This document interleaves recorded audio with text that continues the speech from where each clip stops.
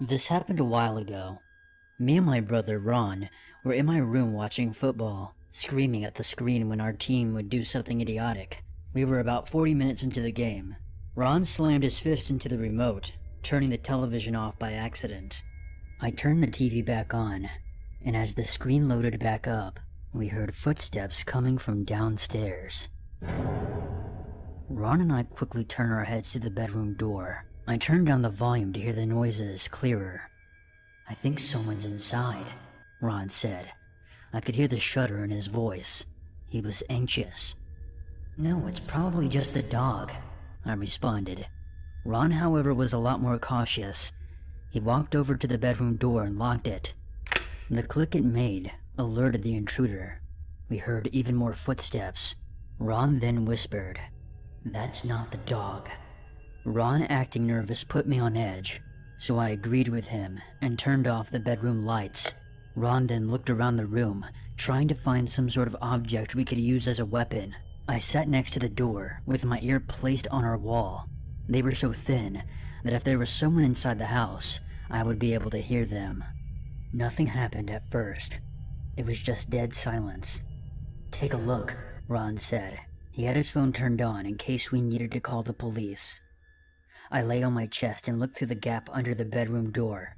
I saw blackness, but I could barely make out a pair of boots standing a little ways down the upstairs hall. I felt both hands shaking as I pushed myself back up to my feet. I tiptoed over to Ron, who was waiting anxiously for the answer. "Someone's here," I whispered as low as I could. Ron's face went pale as he stared into nothingness. At one point, I thought he was going to black out on me.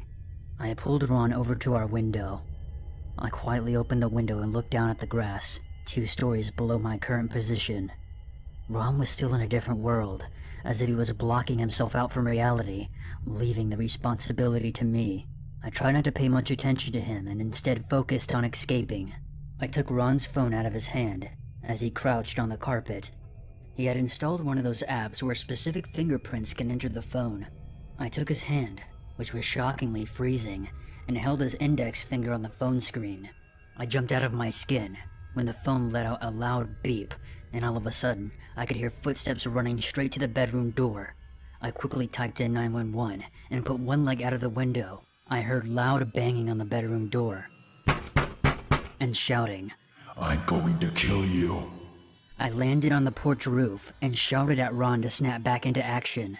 Ron stood up quickly and stumbled outside of the window. He landed on the roof beside me as I forced the window shut again. "We need to jump," I said.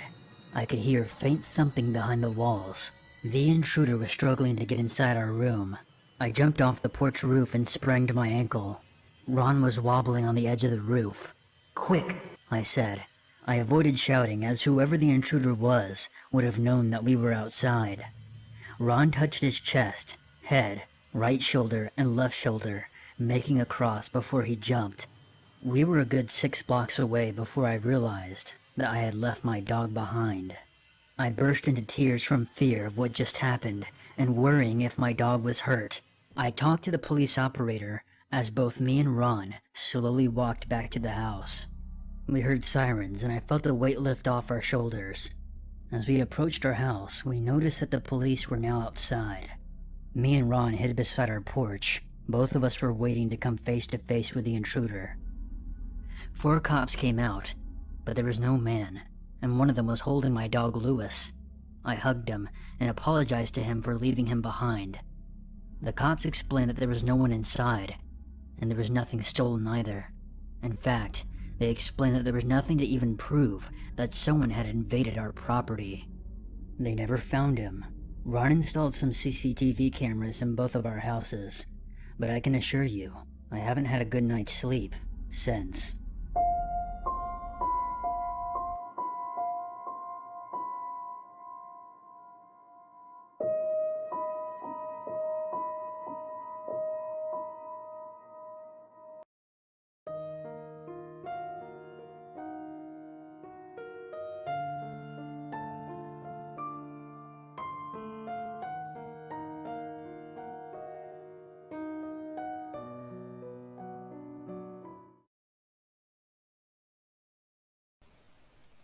I posted this in a comment in another post, and another user suggested I share it here. So why not? So I've been on Grindr for about 10 years, 5 of which were legal. I'm not proud of it, and had plenty of messed up experiences. This one in particular reminds me of when I was at a party without my car. I was 19 in college, and my phone was at 10%, but a decently hot Grindr guy said he could pick me up, and we could hang out at his place before he drove me home. So of course I jumped on the opportunity. Anyway, we got to his place, and he got me pretty drunk, which isn't usual for me, but never tried to make a move. I assumed he was gonna wait, and just convinced me to stay the night later on. Finally my phone died after about 2 hours. The last 1% lasted a lot longer than the rest. And I didn't even have to say anything before he noticed it was dead. Then he stood up and was like, "Well, let's go to the car then." When I asked him if he had a charger I could use, he just said, "No." After we got in the car, he got kinda quiet and less flirty, and I spaced out, just enjoying his music and looking out the window. I didn't even notice that he never asked me where I lived, till I realized we'd been driving for over an hour. Not even towards my town, but into the canyons of Greater Salt Lake City. I asked him where we were going, and he just said, "Thought we could just go for a drive." And my drunk ass was like, "Oh, okay."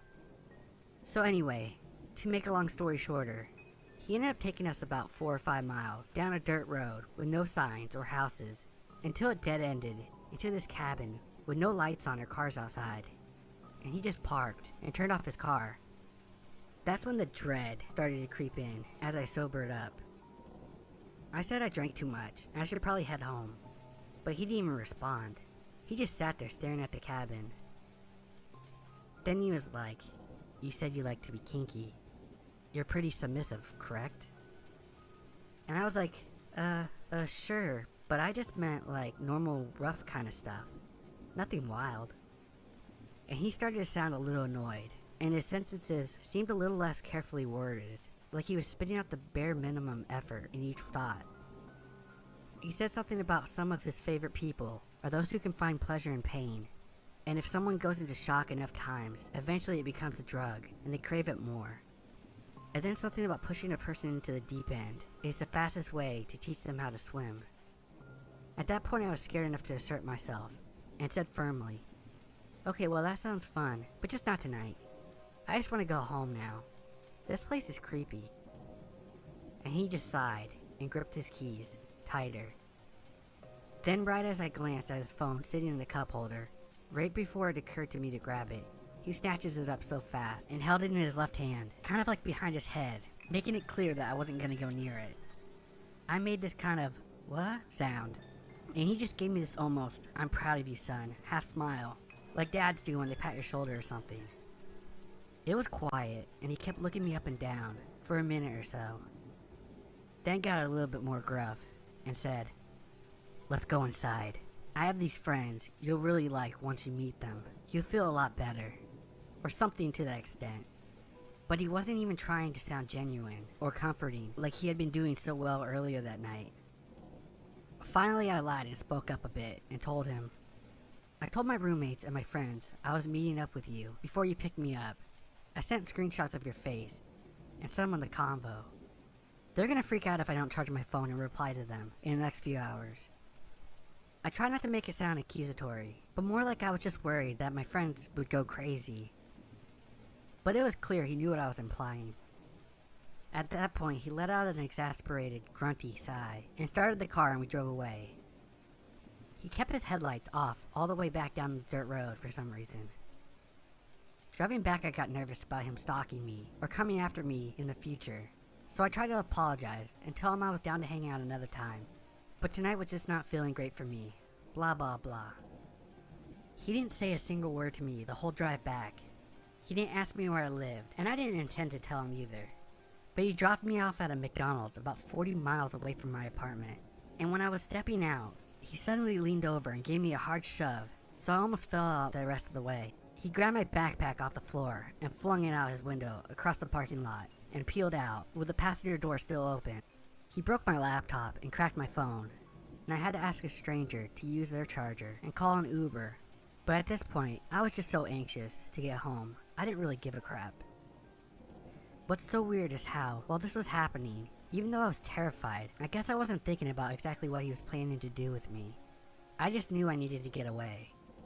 So it wasn't until I got home and got in the shower that I realized how messed up it was, and what might have happened if I let him walk me into the cabin. I remember just being so shaken and smacked by the reality of it. Almost felt like a panic attack. So I sat down in the shower, my head between my knees, and cried till the water ran cold, and I got out and woke up my roommate. I told him about it, and he kinda calmed me down. So while I still have a Grindr account, I really just use it for an ego boost. I'm reluctant to meet up with anyone from it now. Anyway, girls and guys, I suppose the moral of the story is, we gotta be careful.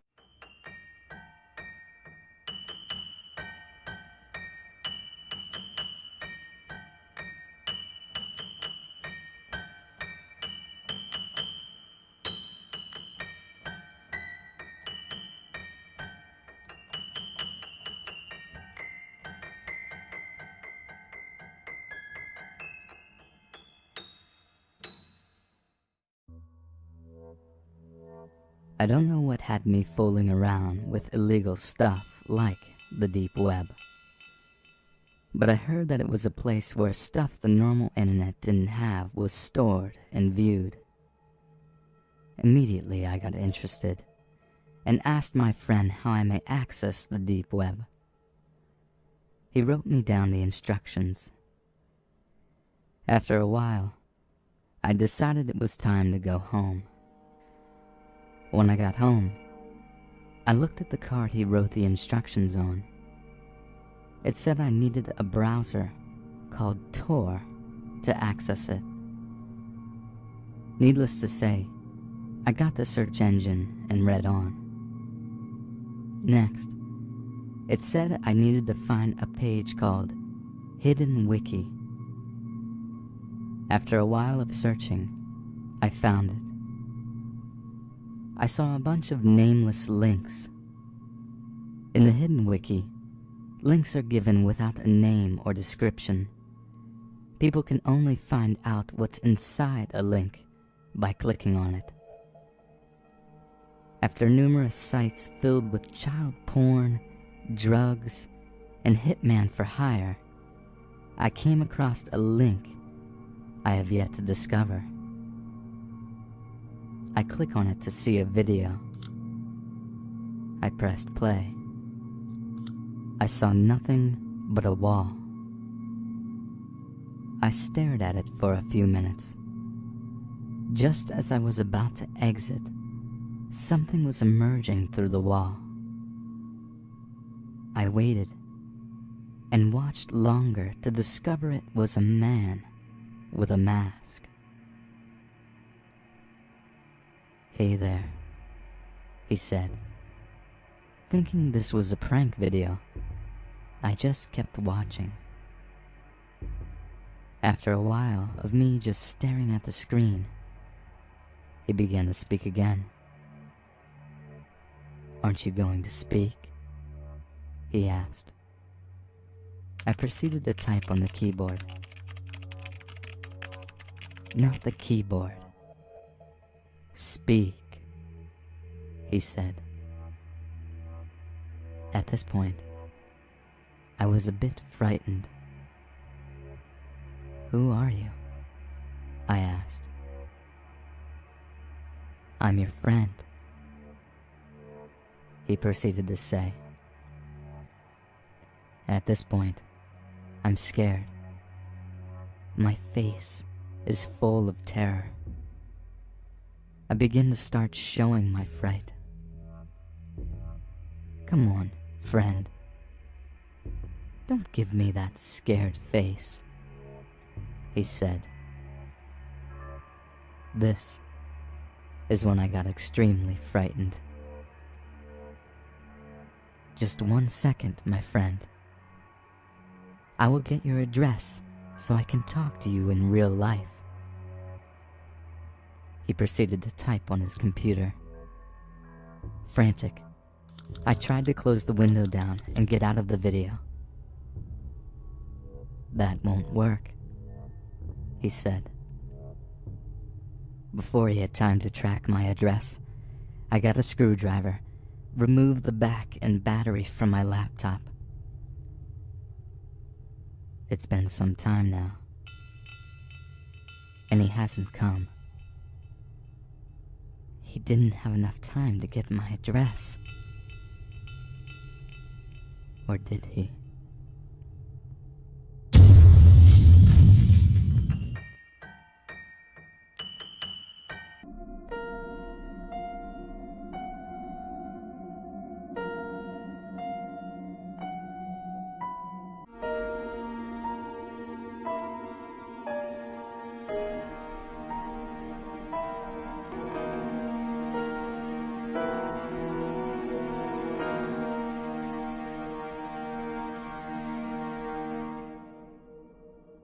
It was late December in a small Texas town. We just received 5 inches of snow earlier in the day. I can't remember what time it was. All I remember is that it was dark out, and I was playing in my room. It's important to note that my room was made up of 2 rooms, a mud room with a door leading to out front, then my actual bedroom. The door was an older style wood door with all the old hardware and had a window on the top half. It had a window shade, but that wouldn't stop anyone from looking in if they wanted. My room was the frontmost, with my parents' room being in the back of the house. I was in my mud room, playing with my Hot Wheels when I felt something weird, like someone was watching me. I was facing the door at this point and looked right up at the window. I was trying to focus on the little openings left by the window shade. I stared, looking for any reason to feel unsafe and run. After a while, I was sure that there was nothing, so I went back to playing. A few minutes later, I got the feeling again. This time, I didn't look at the door, but instead moved to where my back was now to the door. I was just hoping that it was all in my head. Just then, the most terrifying thing happened. There was a noise at the door, like the doorknob had been touched. I was still turned around, back facing the door. I was completely frozen at the metal-on-metal sound of the doorknob. It was moving. I didn't know how or why, but it was moving, slowly turning, testing the lock. I wanted to move, but I was frozen. It was like someone glued every joint in my body. My chest felt like a car was parked on it. My parents had been in the shower all the way at the back of the house, leaving me at the front all alone, with the only room lit up being mine. Suddenly, the knob was not being gently moved. Someone was turning it with force. This door was one that had to be locked with a skeleton key, so the knob could turn and open freely. Luckily, there was 2 deadbolts. Whoever was on the other side just figured out the knob was free to open. As soon as I heard the knob turn all the way, I sprung up to the door about 5 feet, my back to the wall. The door fell silent. I found myself glued to the wall, unable to move. Then, the knob turned slowly. I remember watching, waiting for it to turn all the way. When it did, whoever was on the other side started trying to budge the door and pry at it. First, it was easy going, but then they started pounding into the door with their foot. They got only 2 kicks in when I unfroze and screamed for my life. I sprinted to the back of the house to get my parents. They asked what was wrong, and I said someone tried to break in. They ran and checked, not bothering to look outside, which I pleaded them to go check outside. They just said my imagination was running wild, and it was with an animal or the old age of the house. They took one final look in my mudroom, not bothering to investigate any further. I was told to go to bed. It took me hours. I don't even remember falling asleep. All I remember is staring at the door from my bed, never taking my eyes off the doorknob. Suddenly, I was woken up by my parents, who were obviously distressed and seemed to be scared. My mom grabbed me by both shoulders and got right in front of me. She asked me very sternly why I thought someone tried to break in. When I told them this time, they seemed to listen. I was worried how serious they were as they asked me about everything. When I was done, they said they had to show me something. They took me to the front door and out to the front yard, and pointed to my door near the driveway. You could clearly see the boot prints in the snow, walking along the street through our yard and straight to my window, then my mudroom door, where I had been playing the night prior. The police showed up and took a report, but nothing ever came of it. I was never able to sleep well in that house. I can never forget what it felt like as a child to go through this, and to not have my parents believe me. I'm just glad I was not home alone, and very thankful for those deadbolts. This story was narrated by Nightmare Narrative. He has awesome content including scary stories, compilations and scary adventures, so show him some love by subscribing to him. And also we started a new YouTube channel called Dark Ace Narrative, so check out our channel. Links are in the description below.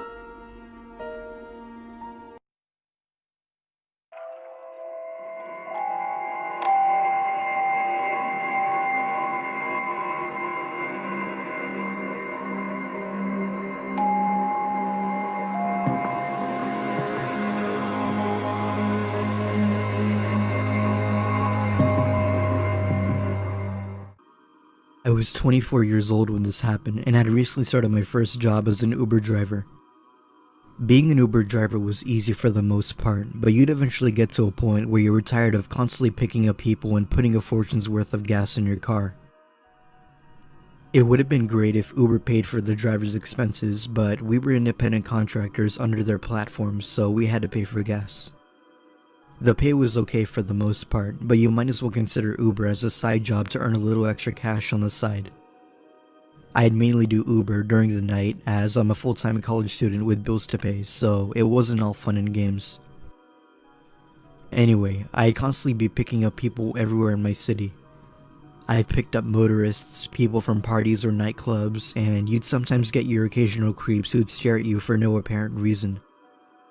However, there was this one woman who I picked up that really gave me second thoughts about working for Uber.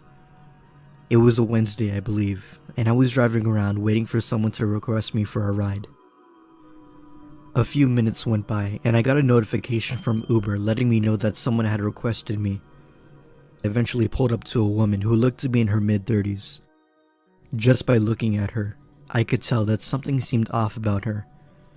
She wore some jeans and had a black t-shirt that had holes all over it. Her hair was a mess, and I could make out what looked to be faint marks on her. She went over to my car and asked in a soft tone if I was her Uber driver. I told her yes and to hop in the back.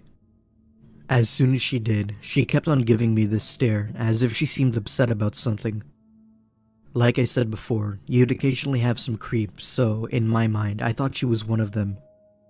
She told me the address and we went on our way.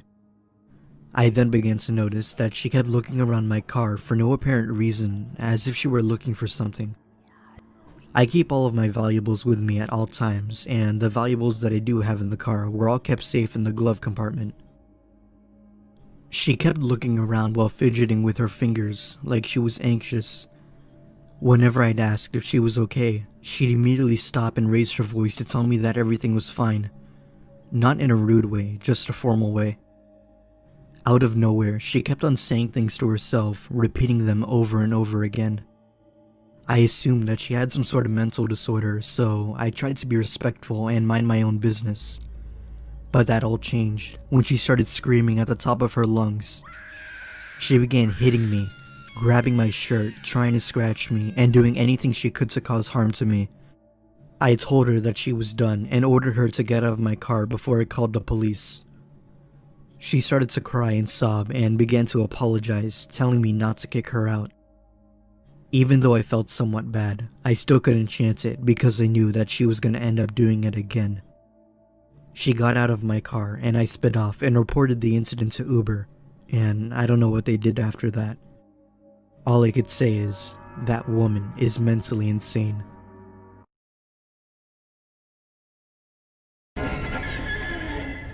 If you're new to the channel, make sure to hit subscribe button and click that like button if you want more future uploads. Thank you for Mr. Haunted for letting me borrow his audio narration. Please check out his channel. Also a quick shout out for our new channel as well, Dark Ace Narrative. Links are in the description below.